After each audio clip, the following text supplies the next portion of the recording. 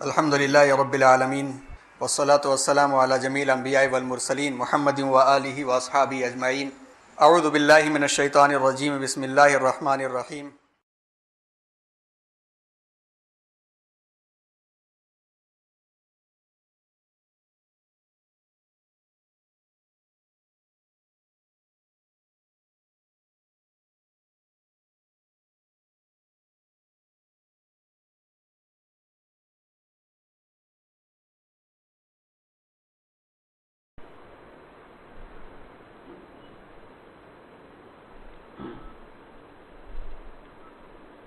الحمدللہ رب العالمین، اللہم صلی علی محمد وعلی آلہ واصحابہ وازواجہ وآل بیتہ وبارک وسلم تسلیما کثیرا کثیرا۔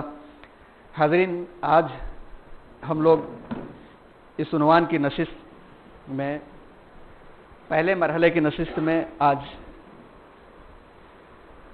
آخری مرتبہ تو نہیں بیٹھے ہیں، کیونکہ اس کے بعد دو نشستیں اور ہیں، ان کی تکمیل کے بعد پہلا مرحلہ الحمدللہ پوری کامیابی کے ساتھ مکمل ہوگا۔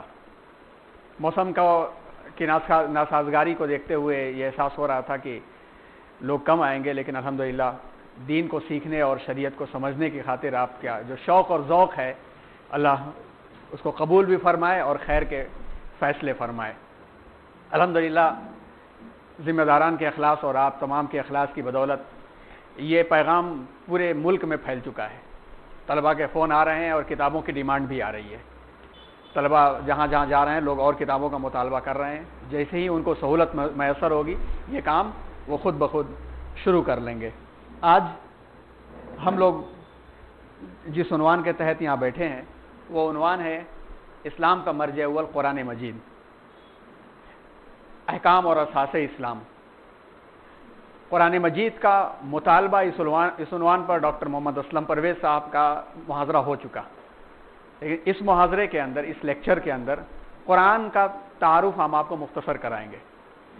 عموماً یہ بات سامنے آتی ہے کہ قرآن مجید سے مسلمان واقف نہیں ہے۔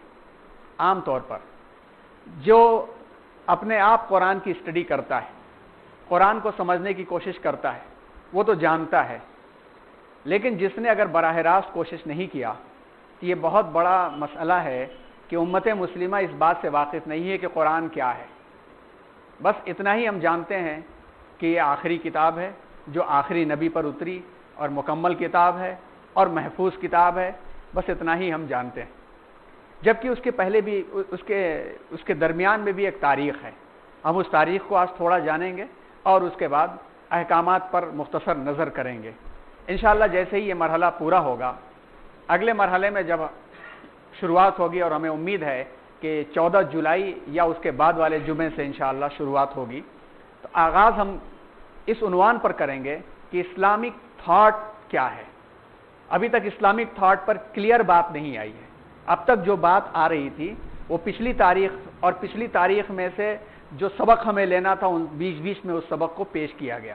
تو انشاءاللہ اگلی سلائیڈز میں آپ یہ دیکھیں گے کہ اسلامک تھاٹس کی جھلک نظر آئے گی اور پھر احکامات پر کچھ باتیں ہوں گی۔ تو آئیے سب سے پہلے ہم قرآن مجید کے تعارف سے گزرتے ہوئے آگے بڑھیں۔ جیسا کہ آپ دیکھ رہے ہیں کہ قرآن مجید کیا ہے۔ لغت، ہر ایک ورڈ کے دو میننگ ہوتے ہیں۔ ایک جو روٹ ورڈ ہوتا ہے اس کی ایک میننگ ہوتی ہے، اور ایک جو ڈیفینیشن ہوتی ہے جس کو اصطلاحی تعریف کہتے ہیں۔ یہ دونوں چیزیں عربی زبان میں بہت اہمیت رکھتی ہیں، اور عربی زبان میں، عربی جو زبان ہے اس کی روٹ ورڈ کی میننگ میں بھی بہت سارے معنی پائے جاتے ہیں، اور اس میننگ کو بھی سامنے رکھا جائے تو بہت ساری چیزیں ہمیں سمجھ میں آتی ہیں۔ جیسے دیکھیے لفظ القرآن کے بارے میں کہ لغت میں قرآن لفظ جو نکلا ہے وہ ہے قرأ۔ عربی میں ایک سسٹم ہوتا ہے جس کو گردان کہتے ہیں، اور وہ گرامر ہے اصل میں۔ قرأ، یقرأ، قراءۃً، قرآنًا، یہ سارے کے سارے سسٹم ہے جو عربی گرامر کے اندر آتے ہیں۔ تو یہ لفظ جو نکلا ہے قرأ سے نکلا ہے۔ قرأ قراءۃ قرآن، اس سے لفظ القرآن نکلا ہے، جس کے معنی ہے جمع کرنا۔ کیونکہ قراءت جو ہے وہ بھی اصل میں حرف حرف کو اور لفظ لفظ کو جمع کر کے قراءت بنتی ہے.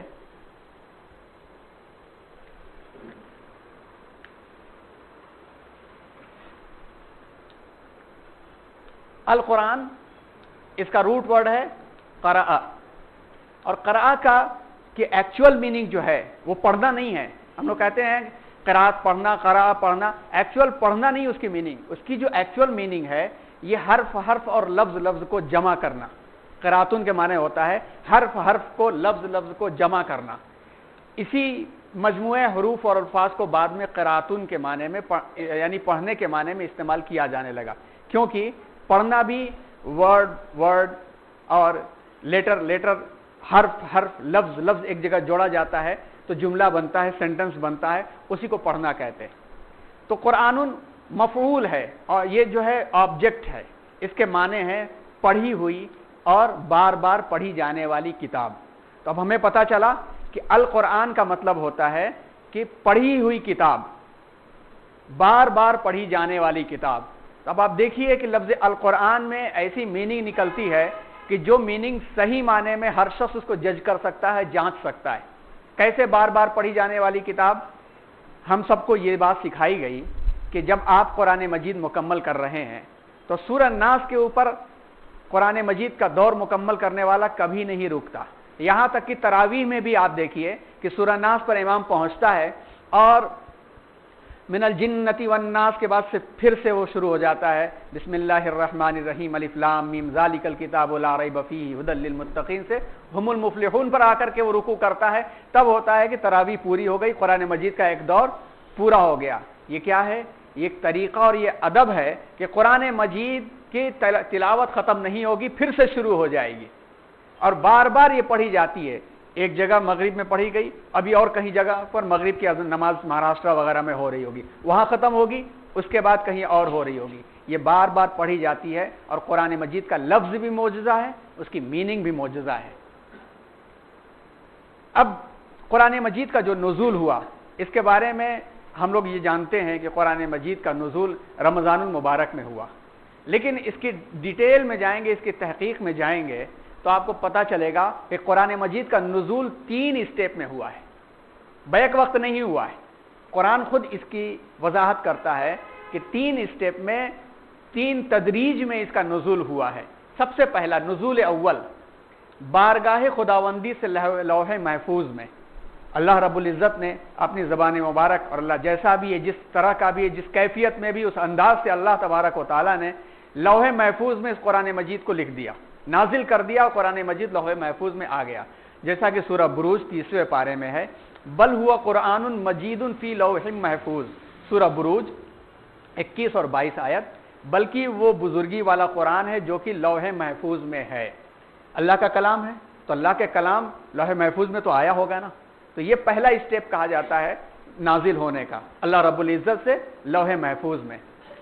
دوسرا نزول دوم، لوح محفوظ سے آسمان دنیا پر، جس کو بیت العزت یا بیت المعمور کہا جاتا ہے، جو کہ خانہ کعبہ کے بالکل حاضی ہے، سامنے ہے اور فرشتے اس کا طواف کرتے ہیں. وہاں پر ایک بار رمضان المبارک کی ایک مبارک رات میں، جس کو لیلۃ القدر ہے کہتے ہیں، نازل کیا گیا. یہ دوسرا اسٹیپ ہے، لوح محفوظ سے رمضان المبارک میں بیت المعمور، بیت العزت پہ. قرآن مجید میں سورہ بقرہ کی آیت نمبر 185 میں ہے، شہر رمضان الذی انزل فیہ القرآن، ماہ رمضان ہی وہ ماہ ہے جس میں قرآن نازل کیا گیا. انا انزلناہ فی لیلۃ القدر، سورہ قدر آیت نمبر 1، بے شک ہم نے اس قرآن کو شب قدر میں نازل کیا. یہ دوسرا نزول کہا جاتا ہے. پھر نزول صوم، قرآن مجید وحی کے ذریعے عموماً حضرت جبریل علیہ السلام کے واسطے سے بتدریج 22 سال 2 ماہ اور چند ایام کے عرصے میں نازل ہوا. یہ عام طور پر سوال آتا ہے کہ جب قرآن لیلۃ القدر میں نازل ہوا تو قرآن مجید کی کون سی چیز لیلۃ القدر میں نازل ہوئی؟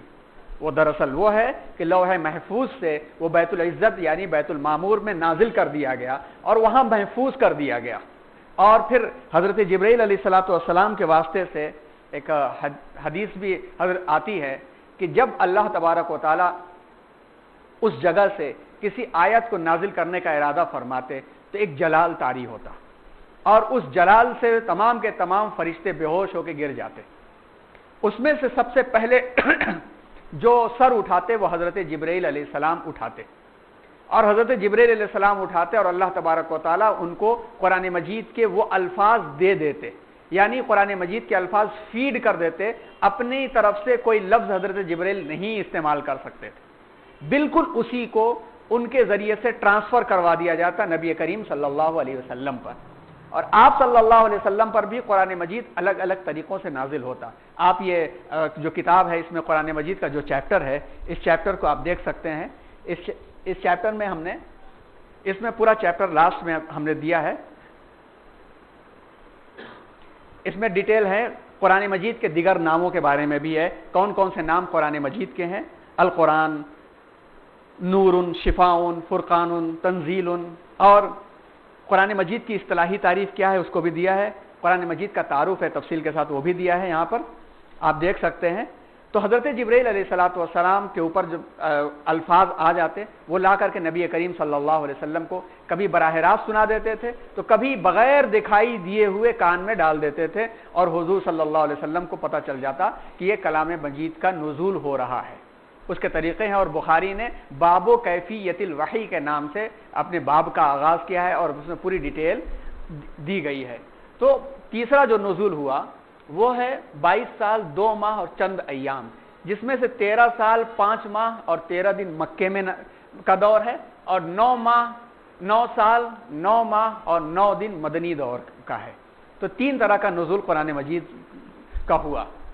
پھر اس کے بعد قرآن مجید میں سب سے پہلی آیت جو نازل ہوئی اور سب سے آخری آیت نازل ہوئی اس کے بارے میں تھوڑی بات کر لیتے ہیں. سب سے پہلی آیت نازل ہونے والی جو آیتیں ہیں وہ 5 ہیں, اس سے ہم سب واقف ہیں کہ سورہ اقرا کی ابتدائی 5 آیتیں غار حرا میں نازل ہوئی تھی, جس کے بارے میں پریزنٹیشن ہو چکا ہے.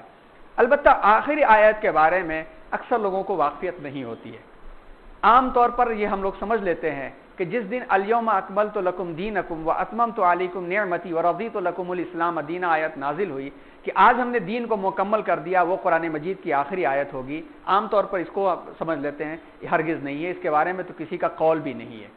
جو راجح قول ہے, جو مستند قول ہے, جس میں سب کا خیال ہے, وہ یہ ہے کہ آخری وحی سورہ بقرہ کی آیت نمبر 281 ہے. یہ آخری آیت ہے, جس کے بعد آپ صلی اللہ علیہ وسلم دنیا میں صرف 9 دن زندہ رہے, اور وہ ہے واتقوا یوما ترجعون فیہ الی اللہ ثم توفی کل نفس ما کسبت وہم لا یظلمون. اور اس دن سے ڈرو جس دن تم سب اللہ کی طرف لوٹائے جاؤ گے, پھر تم میں سے ہر شخص اپنی کمائی یعنی اعمال کا بدلہ پالے گا اور ان پر ظلم نہیں کیا جائے گا. تو ہمارے ذہن میں رکھیں, اپنے ذہن میں رکھیں ہم سب کہ سورہ بقرہ کی آیت نمبر 281 آخری آیت ہے, اور مکمل جو سورہ نازل ہوئی وہ سورہ نصر ہے. اس میں کچھ چیزیں اور بھی دیکھ لیں کہ پہلی مکمل نازل ہونے والی جو سورہ ہے سورہ مدثر اور سورہ فاتحہ, 2 کے بارے میں بات آتی ہے کہ سورہ مدثر نازل ہوئی یا سورہ فاتحہ نازل ہوئی. زیادہ تر راجح قول یہ ہے کہ پہلی مکمل جو نازل ہوئی سورہ وہ سورۃ الفاتحہ ہے.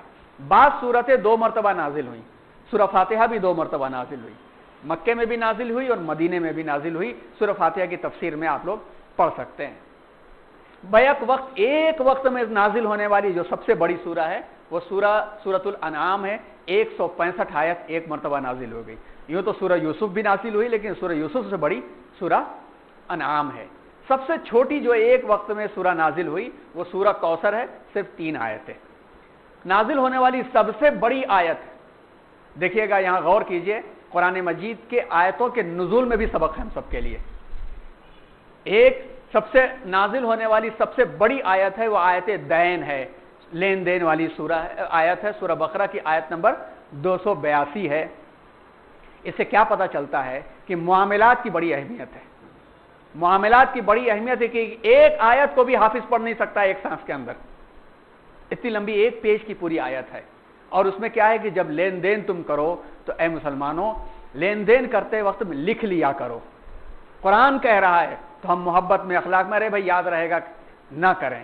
اسی لیے جو سلجھے ہوئے طبیعت کے لوگ ہیں, سلیم الفطرت اچھے لوگ ہیں, وہ محبت تمام چیزوں کے باوجود اصول کو اپنی جگہ پہ رکھتے ہیں, لکھ لیا کرو. دوسری ہدایت دیا اس کے اندر کہ تم میں سے سچے لوگوں میں سے 2 لوگ گواہ بھی رہا کریں کہ یہ لین دین ان کے 2 کے سامنے چلا ہے. یہ بڑی آیت ہے. تو اس سے پتہ یہ چلتا ہے کہ اسلام کے اندر معاملات کی بہت اہمیت ہے. اللہ کا معاملہ جو ہے وہ اللہ اور کا معاملہ ہے اور تمہارے دل میں وہ جانتا ہے. چھوٹی چھوٹی آیت اللہ نے نازل کی. قل هو اللہ احد اللہ الصمد لم یلد ولم یولد ولم یکن لہ کفوا احد. چھوٹی چھوٹی آیت, لیکن معاملات کی آیت اتنی لمبی نازل کی. اس کا پتہ چلتا ہے کہ معاملات پیچیدہ بھی ہوتے ہیں اور معاملات کا دھیان ہم سب کو زیادہ سے زیادہ رکھنا چاہیے. نازل ہونے والا سب سے چھوٹا ٹکڑا غیر اولی ضرر, اتنا چھوٹا بھی ایک مرتبہ ٹکڑا نازل ہوا ہے. سورہ نساء آیت نمبر 95. نازل ہونے والی سب سے طویل سورہ بقرہ, 10 سال تک اس کا نزول ہوتا رہا.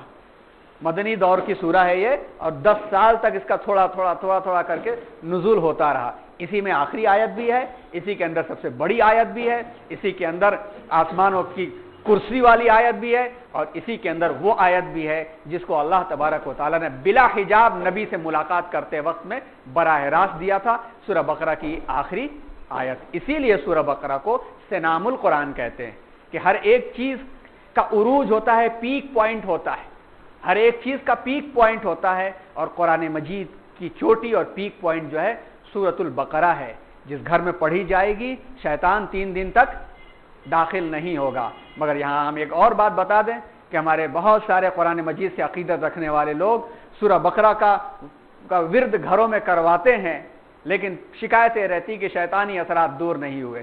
بھائی ٹی وی رکھ کر کے ہم اگر ٹی وی رکھ کر کے اور ٹی وی چلا کر کے سورہ بقرہ کا ورد کروائیں گے تو اس کا مطلب یہی ہوا کہ گود میں بچہ اور شہر میں ڈڈورا. گود میں تو رکھے ہوئے پڑے ہیں اور سوچے کہ نکل کے بھاگ جائے گا, نہیں ہو سکے گا.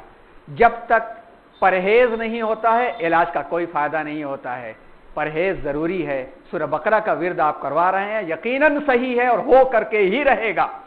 شیطان بھاگ کر کے ہی رہے گا, مگر شرط یہ ہے کہ اس کا پرہیز بھی ہم کروا لیں. کل صورتیں 114. آیتوں کی تعداد مختلف لوگوں نے مختلف خیالات بیان کیے ہیں. حضرت عائشہ رضی اللہ تعالی عنہا کی تحقیق 6666 آیتوں کی ہے. جملہ کلمات حضرت مجاہد کے مطابق 7,76,250. جملہ حروف حضرت عبداللہ ابن مسعود رضی اللہ تعالیٰ عنہ کے مطابق 3,20,671 ہیں. یہ ہوا مختصر تعارف قرآن مجید کا, جس میں اور بھی ڈیٹیل ہے. ہماری ایک اور کتاب انشاءاللہ تیار ہو رہی ہے, آدھی سے زیادہ تیار ہو گئی ہے, قرآن مجید کے تعارف میں مبادئ القرآن کے عنوان سے. اگر وہ تیار ہو گئی تو اس کا مطالعہ قرآن مجید کو جاننے کے لیے بہت مفید ثابت ہوگا. اور جو لوگ تھوڑا ڈیٹیل پڑھ سکتے ہوں, اردو بہت اچھی ہے, تو مفتی تقی عثمانی صاحب کی علوم القرآن پڑھیے, یا شمس الدین افغانی صاحب کی علوم القرآن پڑھیے, یا عربی آتی ہو تب تو پھر پوچھنا ہی کیا, الاتقان فی علوم القرآن علامہ سیوطی کی, یا البرہان علامہ زرکشی کی, مناہل العرفان زرقانی کی. اسی طرح سے اور مزید کتابیں پڑھ سکتے ہیں. اردو میں اس کا ترجمہ بھی ہے, لیکن سمپل طریقے پر انشاءاللہ کتاب پہلی تعارف علوم القرآن و تفاسیر پہلا ایڈیشن ہمارا ختم ہو گیا ہے. دوسرا ایڈیشن تیار ہو رہا ہے, جس میں ہم نے سمپل طریقے پر تیار کرنے کی کوشش کیا ہے. اس میں ڈیٹیل ملیں گی کہ اس میں تو ایک ایک چیز کی وضاحت کی گئی ہے کہ ٹھنڈک میں کون آیت نازل ہوئی تو گرمی میں کون سی آیت نازل ہوئی, سفر میں کون سی آیت نازل ہوئی تو حضر میں کون سی آیت نازل ہوئی, زمین و آسمان کے بیچ میں کون سی آیت نازل ہوئی, آسمان پر کون سی نازل ہوئی. جیسے سورہ نساء کے اندر آیت کلالہ ہے, بہت مشہور اسلامی فقہ کا مسئلہ ہے, 2 بہنوں کی وراثت کا مسئلہ. آیت کلالہ پہلی آیت, 2 آیتیں اس کے اندر ہیں. پہلی آیت کلالہ گرمی میں نازل ہوئی اور دوسری آیت کلالہ ٹھنڈک میں نازل ہوئی. یہ ساری تحقیقات امت مسلمہ کے بڑوں نے کر دیا ہے, ہمیں تو صرف پڑھ کے سمجھنا ہے. اب آئیے حفاظت قرآن کے اوپر چلیں. حفاظت قرآن کے معاملے میں اللہ تبارک و تعالیٰ نے تو خود اعلان کر دیا ہے, انا نحن نزلنا الذکر و انا لہ لحافظون. اس کی حفاظت تو ہم کرنے والے ہیں, اس کی حفاظت تمہارے ذمے ہم نہیں چھوڑیں گے. تمہارے ذمے چھوڑیں گے تو پھر معاملہ خراب ہو جائے گا. اگر امت مسلمہ کے ذمے قرآن مجید کی حفاظت چھوڑ دی گئی ہوتی تب تو پھر ہر مسجد کا قرآن الگ ہوتا, ہر مسلک کا قرآن الگ ہوتا, نام بھی ہو جاتا, القرآن المجید لمسلک الاحناف، القرآن المجید لمسلک اہل حدیث، لمسلک فلاں، لمسلک فلاں ہو جاتا، لیکن اللہ نے اس کی ذمہ داری لے لی۔ الحمدللہ زمانے نے بہت کوشش کیا، مگر قرآن مجید من لفظ لفظ کے ساتھ آج بھی امت کے سینوں میں موجود ہے۔ ظاہری حروف مٹانے کی کوشش کی گئی، مگر سینوں کے اندر کروڑوں حفاظ کرام رمضان المبارک میں پوری دنیا کے نام یہ امن اور آشتی کا پیغام پہنچاتے ہیں۔ حفاظت قرآن کے بھی 3 مرحلے ہیں۔ پہلا مرحلہ حفاظت قرآن کا کیا اللہ تبارک و تعالیٰ نے استعمال کیا کہ نبی کریم صلی اللہ علیہ وسلم کے قلب پر اس کو نقش کر دیا، اور اس طرح سے نقش کیا کہ قرآن میں خود اس کا اعلان کیا گیا کہ جب بھی قرآن مجید کا نزول ہوتا تو آپ صلی اللہ علیہ وسلم اس خیال سے کہ یہ کہیں ہم لفظ بھول نہ جائیں جلدی جلدی دہرانے لگتے تھے، تو اللہ نے منع فرمایا۔ سورہ قیامہ آیت نمبر 16 تا 19 میں اس کا تذکرہ ہے کہ لا تحرک به لسانک لتعجل به ان علینا جمعه وقرآن فاذا قرأناه فاتبع قرآن۔ اے نبی آپ قرآن کو جلد جلد یاد کرنے کے لیے اپنی زبان کو حرکت نہ دیں، اس کا جمع کروانا اور آپ کی زبان سے پڑھوانا ہماری ذمہ داری ہے۔ تو قرآن مجید آپ صلی اللہ علیہ وسلم کے قلب پر آ کے نقش ہو جاتا تھا، اور پھر آپ صلی اللہ علیہ وسلم فوراً کاتبین وحی کو بلا کر کے اس کو لکھوا لیا کرتے تھے۔ ایک کام تو یہ ہوتا تھا، دوسرا یہ کہ ہر سال رمضان المبارک کے مہینے میں حضرت جبریل کی آمد ہوتی، اور حضور اکرم صلی اللہ علیہ وسلم جتنا قرآن نازل ہو چکا ہوتا اس کو حضرت جبریل کو سناتے، حضرت جبریل سن لیتے، پھر حضرت جبریل سناتے، حضور صلی اللہ علیہ وسلم اس کو سنتے تھے۔ جس سال آپ اس دنیا سے رخصت ہوئے یہ کام 2 مرتبہ کیا گیا۔ تو پہلے مرحلے میں نمبر 1 کام کیا ہوا، آپ کے دل پر قرآن نقش ہو جاتا تھا۔ دوسرا یہ ہوتا تھا کہ قرآن مجید کی کتابت کے تعلق سے آپ کا اتنا احتیاط تھا کہ آپ نے تاکید فرمایا تھا لا تکتبوا عنی غیر القرآن، کہ قرآن کے علاوہ میں جو بھی بات کہوں مت لکھا کرو۔ دیکھیے کتنی احتیاط کی بات ہے، قرآن کے علاوہ میں جو بھی بات کہا کروں مت لکھا کرو، اور صحابہ کا معاملہ ہے کہ حضور کہہ دیں مت تو نہیں والا معاملہ ہو، کسی چیز کو آپ صلی اللہ علیہ وسلم نہیں لکھواتے تھے۔ اور پھر آپ جیسے ہی قرآن مجید کا نزول ہوتا تو جو لوگ موجود ہوتے قریب ان کو بلا کر کے قرآن مجید کی کتابت کروا لیتے تھے۔ 40 کے قریب کاتبین وحی کا نام آتا ہے، جس میں خاص طور پر حضرت ابوبکر صدیق، حضرت عثمان، حضرت علی، اور مدنی دور میں حضرت زبیر بن العوام، ابی بن کعب، زید بن حارثہ، حنظلہ ابن ربیع، عبداللہ ابن ارقم، شرجیل ابن حسنہ، عبداللہ ابن رواحہ، امیر معاویہ، خالد ابن سعید، ابان ابن سعید، عبداللہ ابن زید، یہ تمام کے تمام لوگ جو ہیں قرآن مجید کی کتابت کا کام لیتے تھے۔ 40 کہیں کہیں 42 کا بھی تذکرہ ہے۔ قرآن مجید نے ان کی تعریف جو کیا ہے، سفرۃ کرام بررہ کا لفظ استعمال کیا ہے کہ باعزت نیکوکار ان کو لقب دیا ہے۔ پھر اس کے علاوہ صحابہ جو ایک ایک چیز آپ صلی اللہ علیہ وسلم کی مانتے تھے، آپ صلی اللہ علیہ وسلم نے قرآن مجید کی حفظ کرنے کی بہت فضیلت بیان کیا۔ ہم سب جانتے ہیں قرآن مجید کے حفظ کرنے کا کتنی فضیلت بیان کیا کہ فرمایا کہ خیرکم من تعلم القرآن وعلمہ، جو سیکھے اور جو سکھائے سب سے بہتر شخص ہے۔ تو بھلا کون سا صحابی ہوگا جو پیچھے رہتا۔ پھر اس کے بعد ایک حدیث میں جو ترمذی کی حدیث ہے، آپ نے فرمایا من قرأ حرفا من القرآن فلہ بہ حسنۃ والحسنۃ بعشر امثالها، لا اقول الف لام حرف بل الف حرف لام حرف ومیم حرف، رواہ الترمذی عن عبداللہ ابن عباس۔ جس شخص نے قرآن مجید کا ایک حرف بھی پڑھا اس کے لیے ایک نیکی لکھی جائے گی، اور ہر نیکی کا 10 گنا اجر ملے گا۔ اور میں یہ نہیں کہتا کہ الف لام میم ایک حرف ہے، بلکہ الف ایک حرف ہے، لام ایک حرف ہے، میم ایک حرف ہے، ہر حرف کے اوپر اس طرح سے 10 نیکیاں ملیں گی۔ اور بہت تفصیلات اس کے اندر بیان کی گئی ہیں کہ اکثر صحابہ کرام حافظ تھے، 10,000 صحابہ کرام کو تو خاص مقام حاصل تھا، اور ان میں سے بھی 37 صحابہ کرام کو قراء کہا جاتا تھا۔ اور حضرت ابو موسیٰ اشعری نے آخری دور میں خود حضور کے سامنے بیٹھ کر کے قرآن مجید پورا کا پورا حضور کو اپنی زبان مبارک سے سنایا تھا۔ قراءت سبا نام سنا ہے آپ لوگوں نے نا؟ قاریوں کا نام سنا ہوگا کہ یہ قاری ہیں. بھائی حافظ اور قاری میں فرق ہوتا ہے نا.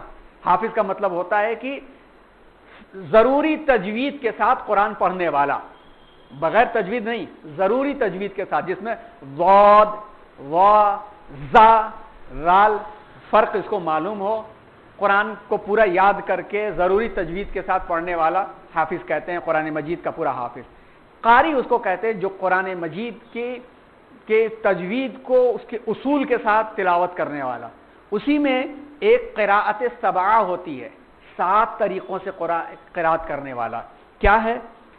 اور یہ 7 طریقے، یہ ایک اصل میں ایک سلسلہ ہے، جیسا کہ ابھی بتایا گیا تھا درمیان میں کسی لیکچر میں کہ اسماء الرجال ایک سلسلہ ہے، چین ہے.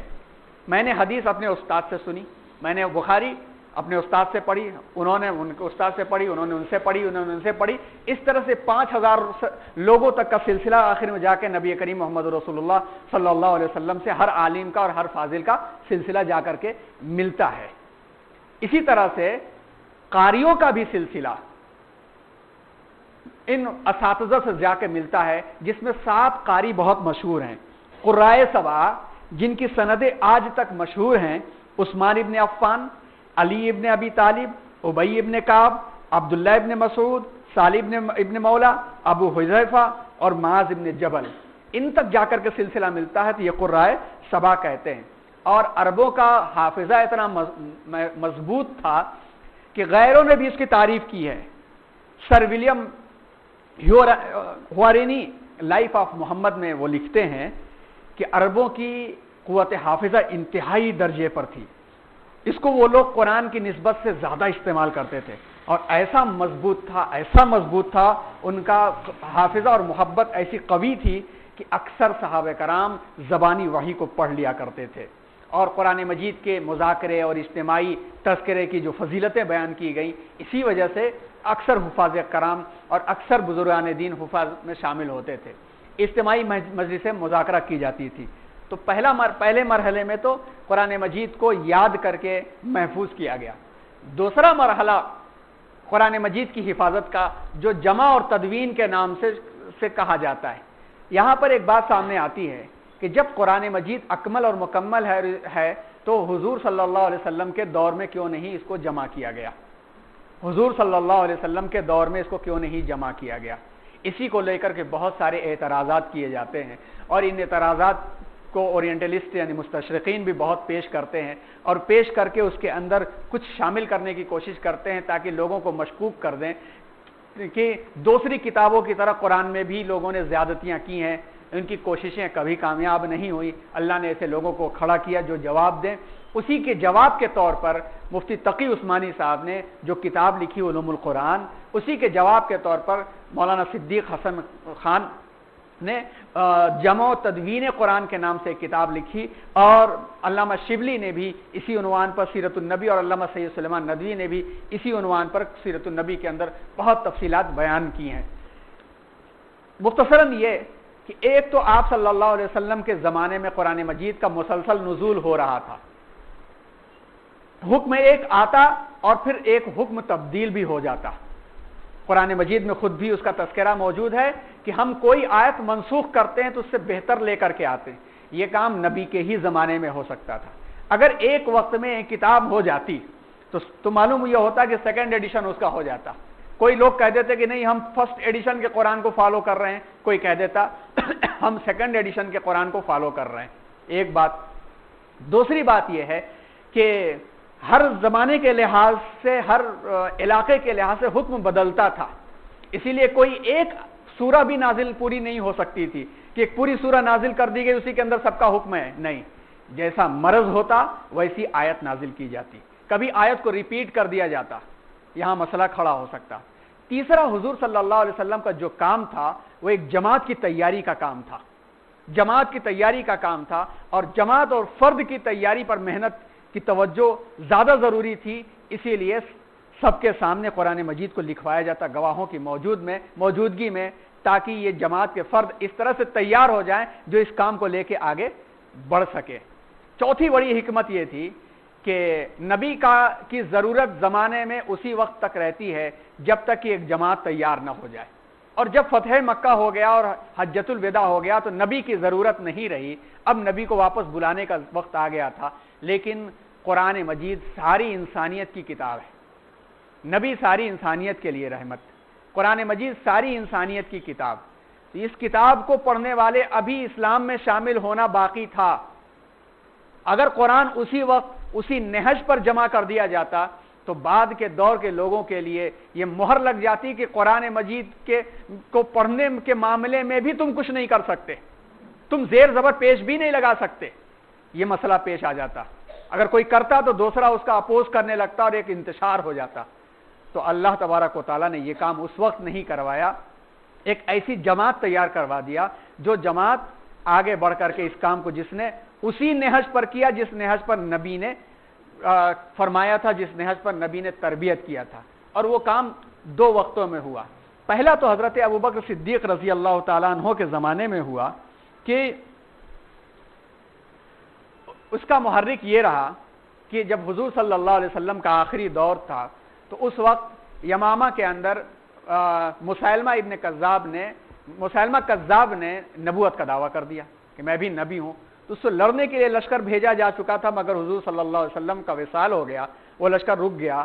حضرت ابوبکر صدیق رضی اللہ تعالیٰ عنہ جیسے ہی خلیفہ بنے فوراً اس لشکر کو روانہ کیا گیا اور وہ جنگ ہوئی، اس میں صحابہ کرام کا بہت بڑا حصہ شہید ہوا، یہاں تک کہ 700 حفاظ صحابہ کا تذکرہ آتا ہے، 70,000 افراد کے شہید ہونے کا معاملہ آتا ہے۔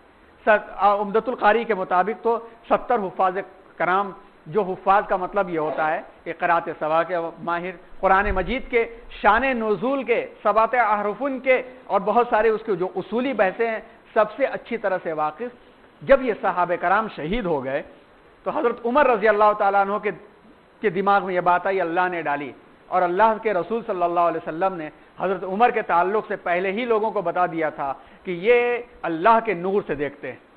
حدیث میں ہے نا، اتقوا فراست المؤمن فإنه ينظر بنور اللہ، مومن کی فراست نور خدا سے دیکھتی ہے۔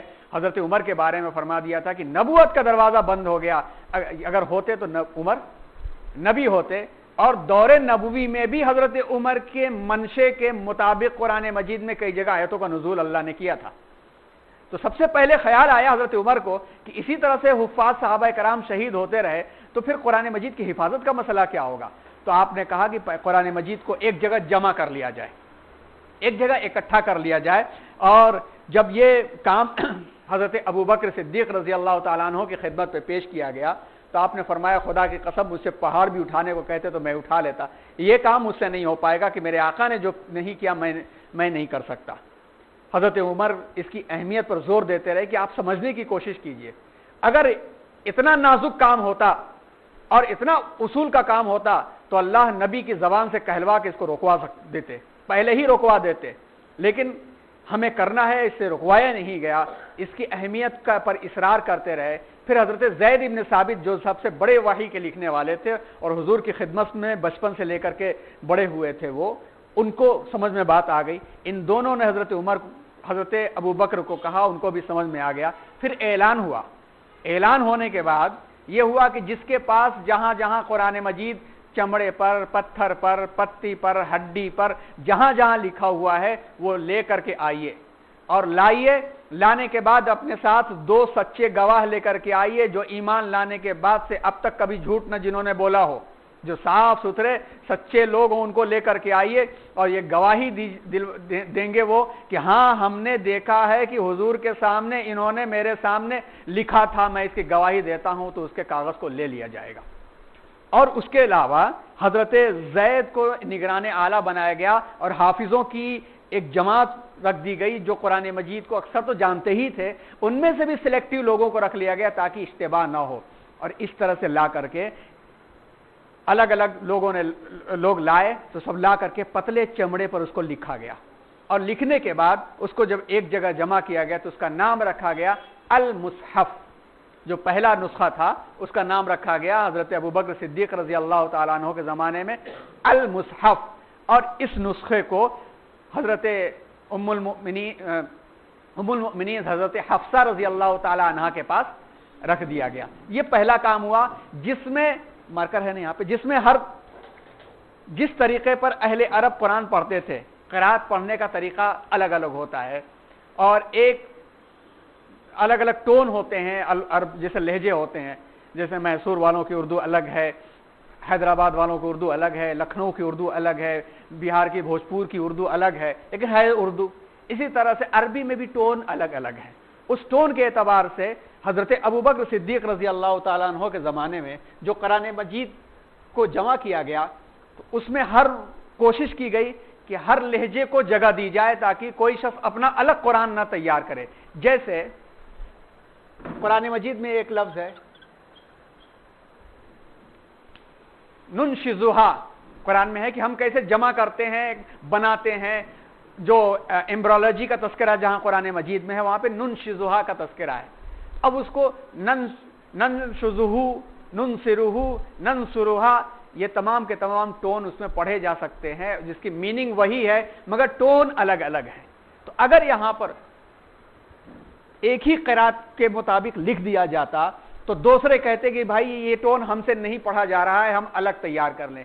اس لیے اس طرح سے لکھا گیا تاکہ ننشزھا بھی پڑھ سکے کوئی، ننشزھو بھی پڑھ سکے، ننصرھو بھی پڑھ سکے۔ اور یہ بات آپ کو آگے بھی آنے والی ہے کہ آپ کو بتا دیں کہ ابتدائی دور کے اندر قرآن عربی زبان میں زیر زبر پیش اور نقطے کا رواج نہیں تھا۔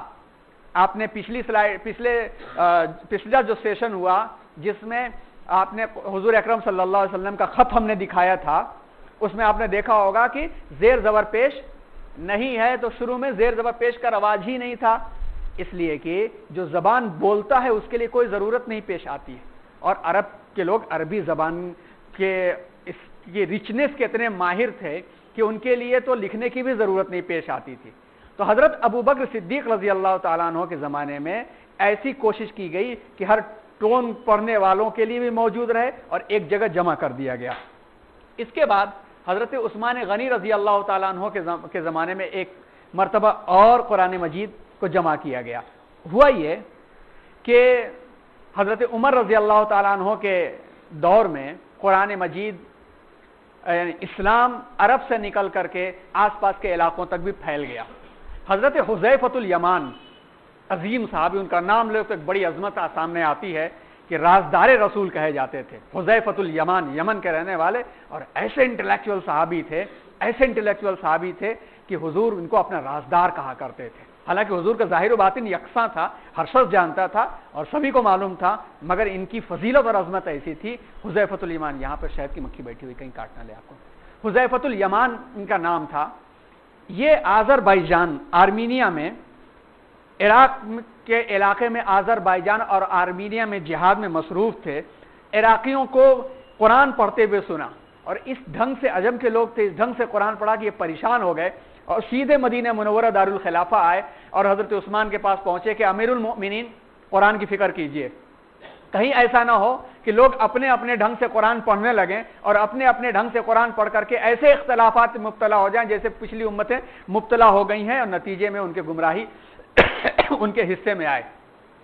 حضرت عثمان غنی رضی اللہ تعالیٰ عنہ نے اس کی فکر کیا، اور اس کے بعد پھر المصحف کو حضرت حفصہ رضی اللہ تعالیٰ عنہ کے پاس سے منگایا گیا، اور منگانے کے بعد اس کی کاپیاں تیار کی گئیں۔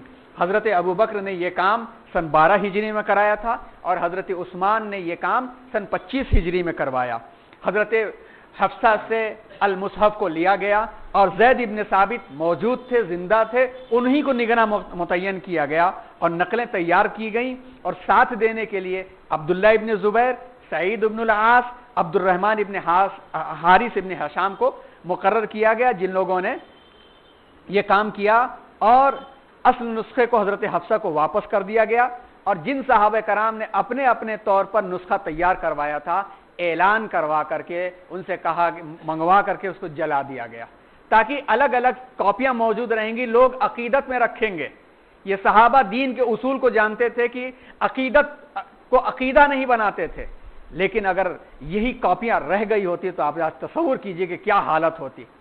جس طرح سے منہ مبارک کی زیارت کی خاطر نمازوں کو چھوڑا جاتا ہے، نمازیں قضا کی جاتی ہیں، دین کے اصول کی دھجیاں اڑا دی جاتی ہیں صرف منہ مبارک کی زیارت کے واسطے کہ ہم مغفرت پا جائیں گے، تو قرآن اگر ہمارے خاندان کا ہوتا، صدیقی خاندان کا قرآن ہوتا، فاروقی خاندان کا، علوی خاندان کا، عثمانی خاندان کا، ہاشمی خاندان کا، قریشی خاندان کا، تو پھر اصل قرآن کا کیا حال ہوتا؟ اللہ نے یہ کام کروایا کیونکہ حفاظت کا ذمہ اللہ نے لیا ہے، تو صحابہ کرام نے بھی اس کی اہمیت کو سمجھا اور قرآن مجید کے چھوٹے چھوٹے جو نسخے اپنے طور پر تیار کیے گئے تھے لا کے جلا دیا گیا، اور پھر 7 نسخے تیار کرائے گئے۔ ابو حاتم سجستانی رحمۃ اللہ علیہ محقق ہیں، انہوں نے کہا کہ 7 نقلیں تیار کی گئیں، ایک نسخہ مدینہ منورہ میں رکھا گیا، باقی اطراف میں بھیج دیا گیا۔ آج اس کی تاریخ دیکھی جائے تو بعض نسخے آج بھی موجود ہیں، لوگوں نے دیکھا بھی ہے۔ تاشقند میں جو نسخہ موجود ہے، تاشقند کے توپ کاپی میوزیم کے اندر جو نسخہ موجود ہے، اس نسخے پر تو حضرت عثمان غنی رضی اللہ تعالیٰ عنہ کے شہادت کے خون بھی ہیں، فَسَيَكْفِيكَهُمُ اللَّهُ وَهُوَ السَّمِيعُ الْعَلِيمُ پر ہم نے تو نہیں دیکھا۔ ابھی ہمارے استاد محترم ابھی 16 اپریل کو دارالعلوم تشریف لائے تھے سید سلمان حسینی، وہ جب ہم لوگوں کو تفسیر پڑھا رہے تھے تو انہوں نے بتایا کہ میں نے اپنی آنکھوں سے دیکھا ہے کہ حضرت عثمان غنی رضی اللہ تعالیٰ عنہ کے خون کے قطرے موجود ہیں اس کے اوپر، اور وہ وہی نسخہ ہے جس کو مدینہ منورہ میں رکھا گیا تھا۔ اس کی تاریخ آج بھی موجود ہے۔ 7 جو مصحف ہیں، مصحف مدنی، جو نسخہ مدینے میں رکھا گیا تھا وہ تا حیات حضرت عثمان کے پاس رہا، آپ کی شہادت کے بعد حضرت علی کے پاس آیا، پھر حضرت امیر معاویہ کے پاس گیا، وہاں سے اندلس پہنچا اور وہاں سے مراکش کے دارالسلطنت فاس لے جایا گیا، پھر کسی طرح مدینہ منورہ پہنچا، اور جنگ عظیم اول میں، فرسٹ ورلڈ وار میں، فخری پاشا گورنر مدینہ اس کو دیگر تبرکات کے ساتھ قسطنطنیہ لے گیا، جہاں آج بھی وہ موجود ہے، یعنی ترکی کے اندر۔ دوسرا مصحف مکی، یہ مکی نسخہ سن 657 ہجری تک مکہ معظمہ میں تھا۔ علامہ شبلی نے اپنی سیاحت کے زمانے میں سن 1892 میں اسے جامعہ دمشق میں دیکھا۔ سلطان عبدالحمید خان جو سن 1876 میں تخت نشین ہوئے اور تقریباً 30 برسوں تک انہوں نے حکومت کی، ان کے زمانے میں جامع دمشق میں آگ لگ گئی، یہ نسخہ، یہ مصحف اسی میں جل کے ختم ہو گیا۔ مصحف شامی، احمد مقری مورخ نے 375 ہجری میں اس کی زیارت کی تھی۔ یہ نسخہ کوفہ سے سلاطین اندلس، پھر سلاطین موحدین، پھر سلاطین بنی مرین کے قبضے میں آیا۔ 11 شوال سن 552 میں یہ مراکش کے دارالسلطنت منتقل ہوا۔ سن 645 میں خلیفہ معتضد علی ابن مامون کے پاس رہا۔ اسی سال خلیفہ نے طلسمان پر فوج کشی کی اور وہ مارا گیا۔ یہ نسخہ اسی فوج کے ساتھ گم ہو گیا، لیکن پھر طلسمان کے شاہی خزانے میں کسی طرح پہنچا، وہاں سے ایک تاجر خرید کر کے فاس لے کر کے آیا، آج تک وہاں پر وہ مراکش میں موجود ہے۔ مصحف بصری، اس کو سلطان صلاح الدین ایوبی کے وزیر نے 575 میں خریدا تھا۔ یہ کتب خانے مصر کے کتب خانے خدیو کے اندر آج بھی موجود ہے۔ مصحف بحرین، یہ نسخہ فرانس کے کتب خانے میں آج بھی موجود ہے۔ مصحف یمنی، یہ نسخہ کتب خانہ جامعہ ازہریہ کے مصر میں آج بھی موجود ہے۔ مصحف کوفی، یہ کتب خانے قسطنطنیہ میں آج بھی موجود ہے۔ اس طرح سے اس میں سے ایک ضائع ہوا ہے، سب موجود ہیں اور دنیا اس کو ٹیلی کرتی رہتی ہے۔ 2 سال پہلے لندن سے بھی ایک نسخہ نکلا تھا اور لوگوں نے اس کی تحقیق کر لیا۔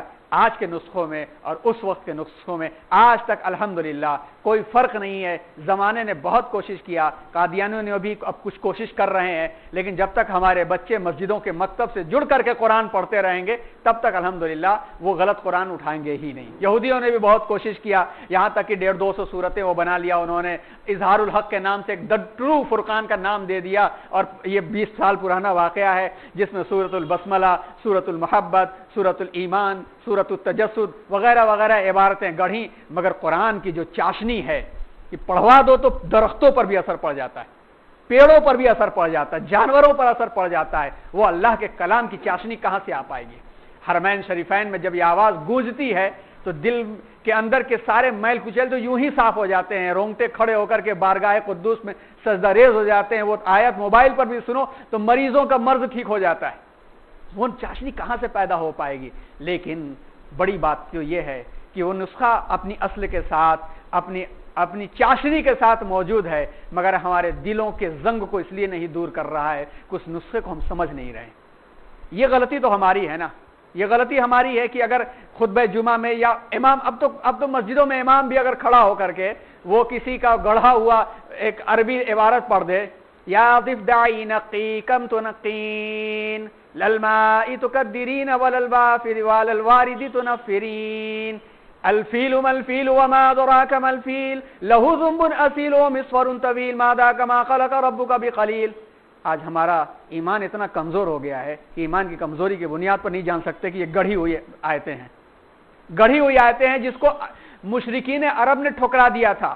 عربوں کے زمانے میں یہ مسلمہ کذاب نے قرآن مجید کی نقل تیار کرنے کی کوشش کیا اور لوگوں کے سامنے القاریہ ملقاریہ کے جواب میں کچھ آیتیں لکھی ہے نا، القاریہ ملقاریہ القاریہ ملقاریہ وما دراک ملقاریہ یوم یکون الناس کالفراش المبثوث وتکون الجبال کالعہن المنفوش فاما من ثقلت موازینہ الحاقۃ ما الحاقۃ وما دراک ما الحاقۃ۔ اس کے جواب میں اس نے تیار کیا کہ عرب میں ہاتھی پایا نہیں جاتا تھا، عرب میں ہاتھی پایا نہیں جاتا تھا۔ اس نے تیار کیا اور بڑے خوش ہو کر کے اعلان کیا کہ قرآن کا جواب لکھ دیا۔ لوگوں نے پوچھا سناؤ بھائی کس کے جواب میں لکھا ہے؟ وہ القاریہ ملقاریہ کے جواب میں لکھا ہے۔ کیا ہے؟ الفیل ملفیل وما ادراک ملفیل لہو ذنب طویل ومصفر اصیل ما ذاک ما خلق ربک بقلیل۔ ہاتھی، ارے ہاتھی جانتے ہو ہاتھی کیا ہوتا ہے؟ لمبی سی سوڑ اس کی ہوتی ہے اور لمبی سی اس کی پیٹھ ہوتی ہے، اور پتہ نہیں اللہ نے کیوں یہاں نہیں پیدا کیا، بڑا کم پیدا کیا۔ مشرکین ہنس کے چلے گئے، بیوقوف ہندوستان چلے جاؤ بہت ہاتھی مل جائیں گے۔ القاریہ کو دنیا میں کہیں دکھاؤ تو، کہیں ہو تو دکھاؤ۔ قرآن کا القاریہ کھڑکھڑا دینے والی آواز، ہلا دینے والی آواز، اس کو بتا سکتے ہو تو بتا کے دکھاؤ۔ مشرکین مذاق اڑا کے چلے گئے۔ تو ہمارا ایمان کم از کم اتنا تو ہونا چاہیے۔ خیر بات آگے بہت زیادہ ابھی آگے بڑھانی ہے۔ حفاظت قرآن کا تیسرا مرحلہ، یہ دیٹس ویری امپورٹنٹ فار اس، بہت اہم ہمارے لیے ہے۔ قرآن مجید پڑھتے ہیں، کوئی قرآن مجید کا ایک نسخہ لائیے، بہت نقطے کی بات ہم آپ کو بیان کرنے والے ہیں۔ قرآن مجید کا کوئی نسخہ ہو تو ذرا آفس میں بھی ہوگا، خواتین کی طرف بھی ہوگا، مانگ لیجئے۔ تو خیر آپ دیکھیے، پہلی حفاظت تو اللہ تبارک و تعالیٰ نے خود کروا دی، دوسری حفاظت قرآن مجید مرتب ہو گیا، لیکن پھر بھی زیر زبر پیش نہیں لگے تھے۔ قرآن مجید میں زیر زبر پیش نہیں لگے تھے۔ اب سوچئے کہ بغیر زیر زبر پیش کا قرآن مجید ہمارے سامنے ہوتا تو بعض دفعہ عالم بھی نہ پڑھ پاتا، غلط کر دیتا، سوائے حافظ کے کوئی پڑھ ہی نہ پاتا۔ پھر وہی معاملہ ہوتا کہ قرآن پڑھوانا ہوتا تو حافظ جی کو بلا لیا جاتا، مجمع عام لگتا، بڑے بڑے جلسے ہوتے، کیا بھائی سماعت قرآن کا جلسہ ہوتا۔ لیکن قرآن سب کی کتاب، سب کے لیے ہے، اللہ کی کتاب ہے، شکریہ، اللہ کی کتاب ہے۔ اللہ نے جب یہ موقع آیا کہ صحیح پڑھنے کے واسطے زیر زبر پیش کی ضرورت ہو تو اللہ نے کروایا، اور یہ کب کروایا؟ خلفائے راشدین حضرت علی کے بعد کے دور میں ہوا۔ یعنی زیر زبر اور پیش کی علامتیں الگ الگ لوگوں سے لگوائی گئی، یعنی اعراب، زیر زبر پیش اور نقطے۔ حضرت علی رضی اللہ تعالیٰ عنہ کے ایک دوست تھے، ان کا نام تھا ابو الاسود دولی، جن کو فاؤنڈر آف عربک گرامر بھی کہا جاتا ہے۔ یعنی نحو اور صرف دو طرح کی گرامر ہوتی ہے عربی کے اندر، جس کو پڑھنے کے بعد ہی صحیح عربی آتی ہے۔ ان کو فاؤنڈر کہا جاتا ہے، بانی کہا جاتا ہے۔ یہ حضرت علی کے دوست تھے جو حضرت علی کے مزاج کو جانتے تھے، اور نبوت کی تربیت ان تک پہنچی تھی۔ یہ صحابی نہیں تھے، تابعی تھے۔ آپ بصرہ میں سن 69 میں تھے، حضرت علی کا انتقال ہو چکا تھا، خلافت راشدہ ختم ہو چکی تھی، کشمکش کا دور تھا۔ آپ نے ایک اجمی کو یعنی غیر عرب کو قرآن پڑھتے ہوئے دیکھا۔ جب وہ اس آیت پر پہنچا تو اس نے پڑھا اللہ بریء من المشرکین ورسول، پہنچا تو اس نے جو یہ آیت ہے کہ اللہ بریء من المشرکین ورسولہ، بڑی نازک آیت ہے، ذرا اس کو سمجھیے۔ اللہ بریء، اللہ بری ہے، کس سے؟ من المشرکین، مشرکوں سے، ورسولہ، اور اللہ کے رسول بھی بری ہیں۔ یہ بہت نازک آیت ہے۔ یہاں پر دیکھیے اللہ بریء من المشرکین ورسولہ، عربی کا قاعدہ ہے کہ من کے بعد جو لفظ آتے ہیں وہاں پر زیر ہوتا ہے، اور جس لفظ میں زیر ہو وہ اسی لفظ سے جڑ جاتا ہے، مگر یہاں پر نہیں ہے، یہاں پر پیش ہے۔ تو اس نے رسولہ کے لام پر پیش پڑھنے کے بجائے زیر پڑھ دیا۔ نعوذ باللہ، میننگ کیا نکلی معلوم ہے؟ اللہ حفاظت فرمائے کہ اللہ بریء من المشرکین ورسولہ، کہ اللہ رسول سے اور مشرکین سے بری ہے۔ رسول سے مطلب نہیں، مشرکین سے بھی مطلب نہیں، بہت بڑی غلطی۔ تو حضرت ابو الاسود دولی برہم ہو گئے، ظاہر سی بات ہے کہ ایمان والا برداشت کیسے کر سکتا ہے؟ आप बसरा के हाकिम से इजाजत लेकर के आपने इजाजत लिया कि मैं जेर जबर पेश लगा देता हूं, ताकि इस तरह की गलती तो ना हो। लेकिन इसकी इब्तदा में हरकतें पहले ऐसे शुरू हुई। पहले इब्तदाई जो हरकतें थी जेर जबर पेश इस तरह से थे, जेर के लिए एक लाइन लकीर हर्फ के नीचे खींच करके एक नुक्ता रख दिया जाता, जहां पे वो जेर समझा जाता, ये जबर समझा जाता, ये पेश समझा जाता, 2 जबर 2 जेर और 2 पेश। ये इब्तदाई तौर पर ये काम शुरू हुआ। आगे जाकर के और मजीद लोगों ने इस पर काम किया। इसमें जेर जबर पेश की अलामतें जो हैं मुतय्यन की गई, जिसका अगर यहां पर राइट अप है हमारे पास तो एक नजर आपको सुना देते हैं।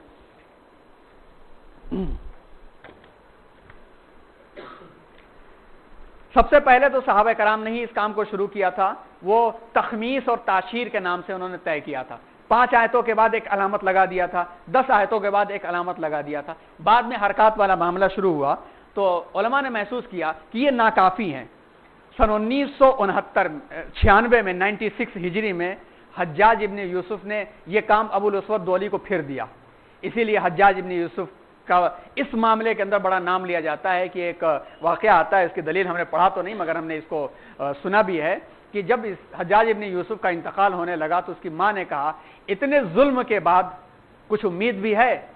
तो उसने कहा था कि कुरान मजीद पर जो जेर जबर पेश लगवाने का काम अल्लाह ने लिया है, हमें उम्मीद है कि अल्लाह उसी की वजह से मुझ पर रहम फरमाएगा।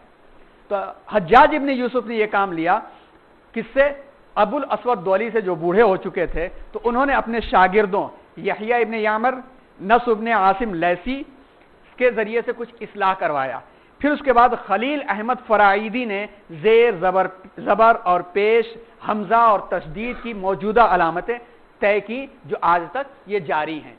इसके बाद कुरान में हम लोग देखते हैं मंजिल या अहजाब,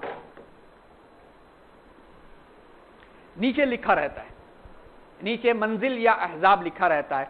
ये क्या चीज है, इसको जाने।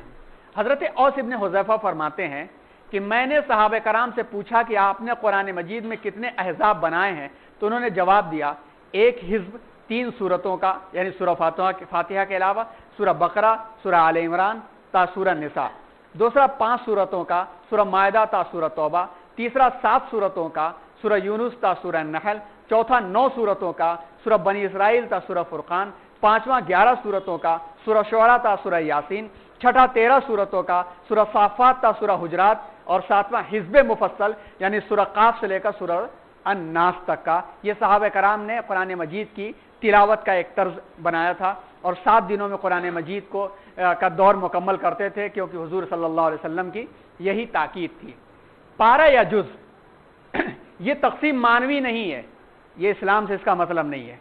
ये पता नहीं कहां से इसकी इब्तिदा हुई और कहीं कहीं तो बड़ा गलत माना निकल आता है, और इसको इस्लामी शरीयत के अंदर तरवीज हिंदुस्तान के अंदर मिल गई। बाद में आप अरबी कुरान देखेंगे तो उसके अंदर पारे की तकसीम नहीं होती है, सूरतों की तकसीम होती है, और सूरतें ही मेयार हैं, पारे मेयार नहीं है।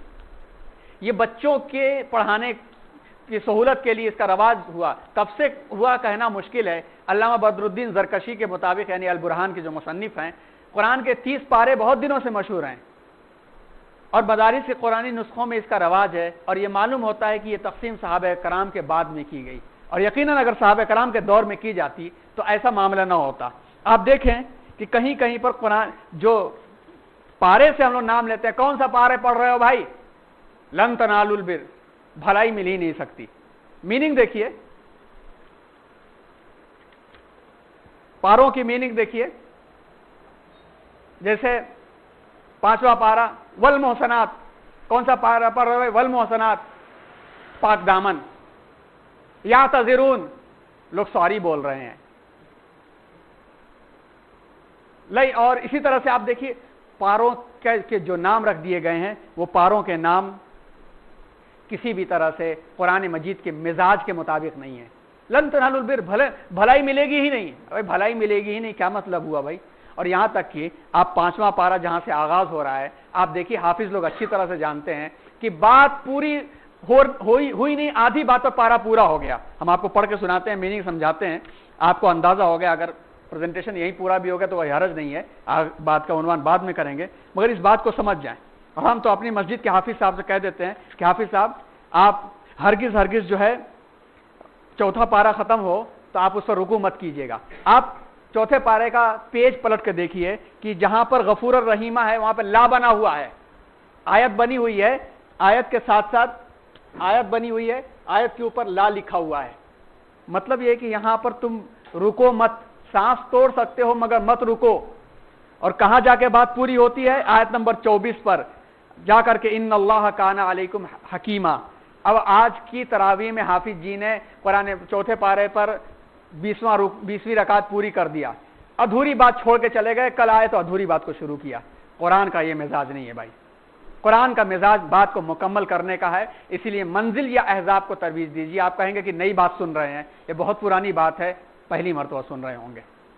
کم از کم 20 سال پہلے تو ہمارے اساتذہ نے پڑھاتے وقت میں ہم لوگوں کو پڑھایا کہ یہ ترویج کہاں سے ہوگی. تاریخ میں ہم نے بھی تلاش کیا, بڑی بڑی کتابوں میں تلاش کیا, جیسا بھی بتایا نا. علامہ بدر الدین زرکشی جو البرہان کے مصنف ہیں, جو بہت قدیم کتاب ہے, وہ بھی کہہ رہے ہیں کہ ہمارے زمانے میں مشہور ہو گئے, شہرت ہو گئی ہے. لیکن اس کا رواج صرف شاید پڑھانے کے لیے 30 حصوں کے اندر کر دیا گیا. تو لیکن شریعت کے اندر, مذہب کے اندر, صحابہ کرام کے دور کے اندر اس کا کہیں رواج نہیں ملتا. نام دیکھیں گے آپ تو عجیب عجیب نام آپ کو میں ربما کبھی کبھی عجیب عجیب آپ کو میننگ ملے گی. یہ کوئی تقسیم مناسب تقسیم نہیں ہے. اس لیے ہمیں چاہیے کہ ایسی اس سے بچیں. ایک رکوع بھی پایا جاتا ہے. رکوع اس کا مطلب یہ ہے کہ آیتوں کی ایک متعینہ مقدار جو نماز کی ایک رکعت میں پڑھی جائے. فتاوی عالمگیری جو اورنگزیب عالمگیر رحمۃ اللہ علیہ نے مرتب کروایا تھا, میں لکھا ہوا ہے کہ مشائخ نے قرآن کریم کو 540 رکوعوں میں تقسیم کیا ہے. قرآن مجید میں کتنے رکوع ہیں؟ 540. اور اس کی کیا حکمت ہے؟ اس کی حکمت یہاں ساؤتھ میں سمجھ میں آتی ہے, نارتھ میں اتنی نہیں سمجھ میں آتی. اس لیے کہ نارتھ میں ایک کبھی کبھی حفاظ کی کثرت بھی دشواری کا سبب بن جاتی ہے. حفاظ کی کثرت, حالانکہ رحمت کا باعث بننا چاہیے تھا. 5 دن کی تراویح, 6 دن کی تراویح, 10 دن کی تراویح. معلوم ہوا کہ 5 دن میں قرآن مجید پورا ہو گیا, پبلک بھیڑ لگا کے 5 دن میں پوری ہو گئی اور پورے مہینے ٹہل رہی. کہا بھائی ہم 5 دن کی پڑھ لیے نا. ہم لوگ بہت کوشش کر رہے ہیں, باقاعدہ جا کے پورے مہینے ہم لوگ کوشش کرتے ہیں, لیکن جب چیز اثر لوگوں کو جب سہولت مل جاتی ہے تو لوگ آئیں گے کیوں؟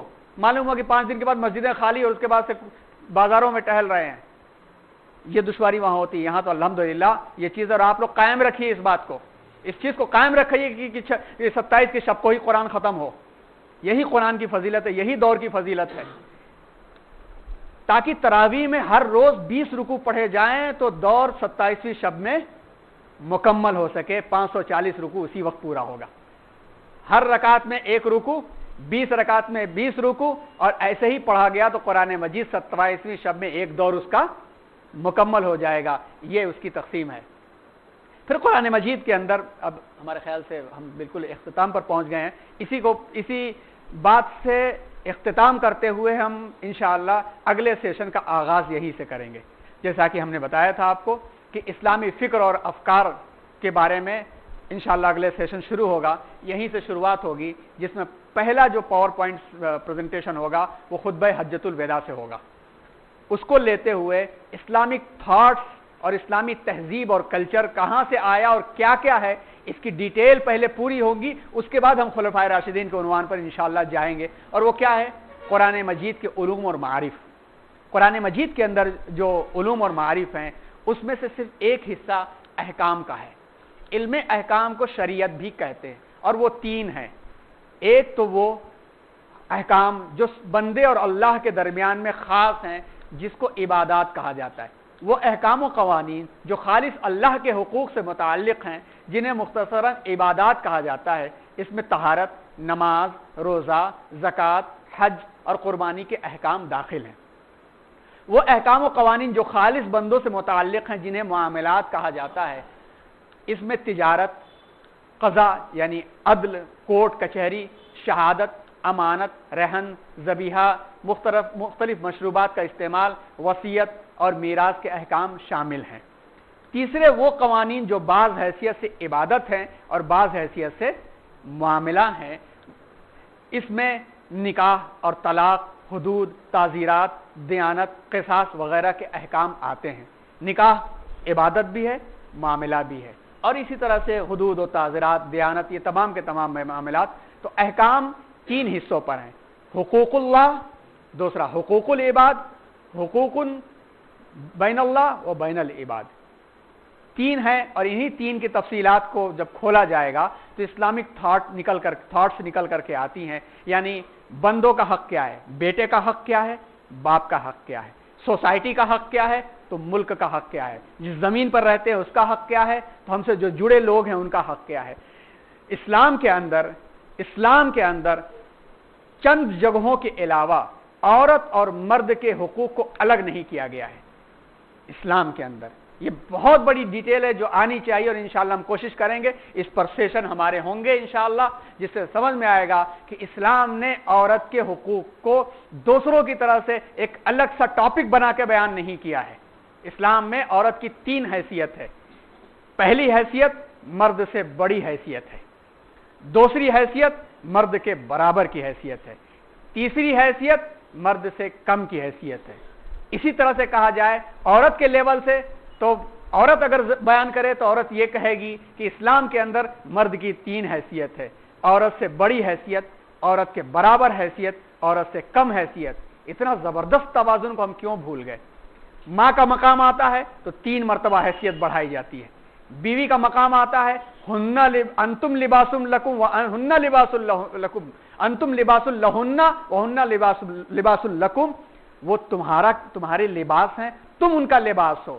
ظاہر سی بات ہے کہ لباس اور جسم کا ایسا رابطہ ہے کہ لباس کے بغیر جسم اچھا نہیں، اور جسم کے بغیر لباس کا کوئی کام نہیں. پھر اولاد کے معاملے میں ماں ہے تو بیٹا چھوٹا، باپ ہے تو بیٹی چھوٹی. یہ تمام کے تمام معاملات اسلام نے ایسا توازن بیان کیا، یہاں تک کہ نکاح کی مجلس جب شروع ہوتی ہے، نکاح آج کہا جاتا ہے کہ مرد کا کھلواڑ ہے، جہیزوں کا کاروبار ہے، لڑکے تلاشے جاتے ہیں. اسلام کے اندر لڑکی تلاشی جاتی ہے. اس موجودہ زمانے میں لڑکا بارات لے کے جاتا ہے، اسلام میں لڑکی بارات لے کر کے جاتی ہے. اسلام کے اندر جب تک عورت اپنی خوش دلی کے ساتھ کہے گی نہیں کہ قاضی صاحب میں اجازت دیتی ہوں جاؤ میرا نکاح پڑھا دو، تب تک مرد قبول نہیں کر سکتا. عورت اجازت دیتی ہے نا بھائی، قبول تو مرد کرتا ہے نا. عورت نے اجازت دیا، جس کی ملکیت ہوتی ہے وہ اجازت دیتی ہے. نکاح کی قائد اور لیڈر اور مالک عورت ہے، مرد اس کے ماتحت ہے. یہ بھولنے کی وجہ سے آج دوسرے انڈیکیٹ کر رہے ہیں کہ ہم تمہیں سمجھائیں گے. خیر، اسلامی تھاٹ یہاں سے نکلتی ہے. لین دین کا معاملہ آتا ہے، اسلامی تھاٹ وہاں سے نکلتے ہیں. اکنامکس نکل کر کے آتی ہے، انٹرسٹ کے معاملے نکل کر کے آتے ہیں، صدقات کے معاملے نکل کر کے آتے ہیں، قضاء کے معاملات نکلتے ہیں. تو حاکم کیسا ہونا چاہیے، ایجوکیشن کے معاملات نکل کر کے آتے ہیں. اور ہر طرح کی ایجوکیشن، اسپریچول ہے، فزیکل ہے، اور ڈیولپمنٹس کے معاملے آتے ہیں، اللہ کی کائنات کو سمجھنے کے معاملے آتے ہیں. سارے کے سارے اسلامک تھاٹس اسی سے نکل کر کے آتے ہیں. انشاءاللہ رمضان المبارک میں آپ کوشش کیجئے کہ قرآن مجید کو سمجھ کر کے پڑھیں. مسجدوں میں آپ ہوں تو اپنے حافظ صاحب سے مطالبہ کیجئے کہ حافظ صاحب 20 رکعت پورا کرنے کے بعد کم از کم 10 منٹ ہمیں یہ بتائیے کہ آج آپ نے کیا پڑھا ہے، اللہ نے آج مجھ سے کیا باتیں کہی ہیں، مجھ سے اللہ کی باتیں بیان کیجئے. کیونکہ ہم اللہ سے بات کرنے آتے ہیں نا تراویح میں. اللہ نے مجھ سے کیا باتیں کہی ہیں، مجھ سے بیان کیجئے. جن مسجدوں میں نظم نہیں ہے وہاں کیجئے. اگر ایسی جگہوں پہ جہاں پہ کوئی ایسا شخص نہ مل رہے ہو، آپ ہم لوگوں سے رابطہ کیجئے، ہم لوگ فراہم کریں گے. یہاں اس مسجد میں ہے نظم نا، تفسیر کا ہونا چاہیے. جو بھی حافظ ہیں پکڑا دیجئے. کتابیں ترجمے کی بیان کی گئی ہیں. ابھی میسور میں بھی جماعت اسلامی ہند کی طرف سے ہیں، دینیات کی طرف سے بھی قرآن کا پیغام کے نام سے شائع کی گئی ہیں. اور اسی طرح سے ڈاکٹر سید ذکی الدین علی صاحب نے اپنے والد صاحب کے بھی کتاب کو اسی انداز سے کیا ہے. اور بہت سارے لوگ ہیں، ہونا چاہیے، ورنہ اللہ حافظ صاحب کے ساتھ ساتھ ذمہ داران کو بھی پکڑے گا کہ میری بات کو میرے بندوں تک کیوں نہیں پہنچایا. معاف کیجیے گا. حقوق اللہ کے اندر یہ چیزیں آتی ہیں، حقوق اللہ کے اندر یہ چیزیں آتی ہیں. قرآن مجید کے وہ حقوق نے، اللہ کے وہ حقوق جو بندگی کے لازم ہیں، ان کو جگہ جگہ بیان کیا ہے، جن کو ارکان اسلام کہتے ہیں. بنی الاسلام علی 50 حدیث میں آتا ہے: شہادت اللہ الہ الا اللہ، اقام الصلاۃ، ایتاء الزکوٰۃ، وصوم رمضان، وحج البیت من استطاع سبیلا. یہ 5 وہ چیزیں ہیں جو 5 خانہ پوری ہے فارم کی، جس کے بعد ہمارا ایڈمیشن ہوتا ہے. ان کی حیثیت کیا ہے؟ یہ اپلیکیشنز ہیں. ہم جانتے ہیں کہ کسی بھی سلیبس اور کریکولم میں وداؤٹ اپلیکیشن ایڈمیشن نہیں ہوتا ہے، اور اس کریکولم میں داخل ہونے والے کو وہ چیزیں یاد دلائی جاتی رہتی ہیں۔ اسی لیے یہ کنجی ہے، یہ کی ہے، یہ اپلیکیشن ہے کہ آپ کو اسلام کے اندر اللہ کی بندگی اور دنیا کی قیادت کے لیے تیار رہنا ہے تو ان پانچوں پر عمل ہونا ضروری ہے، لیکن سلیبس کچھ اور ہے۔ سلیبس زندگی ہے، سلیبس معاملات ہیں، اور ان سلیبس کو پورا کرنے کے لیے یہ معاہدہ اور کریکولم کو یاد کرتے رہنا ضروری ہے۔ اب ہم ڈیٹیل کے اندر نہیں جائیں گے، حالانکہ مقصد یہ تھا، وعدہ بھی یہ کیا تھا ہم نے کہ ہم اس کی حکمتیں آپ کو بتائیں گے، لیکن ہر ایک کی حکمت ایک سیشن چاہتی ہے۔ اس لیے بعد میں یہ خیال آیا کہ ہم قرآن کا مختصراً تعارف کرا دیں آپ کو، تاکہ ہمیں سمجھ میں آئے کہ القرآن کا مفہوم بار بار پڑھی جانے والی کتاب، اور یہ معجزہ ہے، آج تک موجود ہے۔ قرآن مجید کا نزول جو ہوا، قرآن مجید کی حفاظت کا جو انتظام کیا گیا، زیر زبر پیش جو لگائے گئے، رکوع جو تھے وہ کیا کیا تھے، اور احکامات کون کون ہوئے، 3 طرح کے جو احکامات ہیں، انہی تینوں احکامات سے ہماری بات انشاءاللہ تبارک و تعالی شروع ہوگی۔ اور اس کے بعد 2 سیشن جو ہوں گے وہ اسی سلسلے سے جڑے ہوئے ہیں۔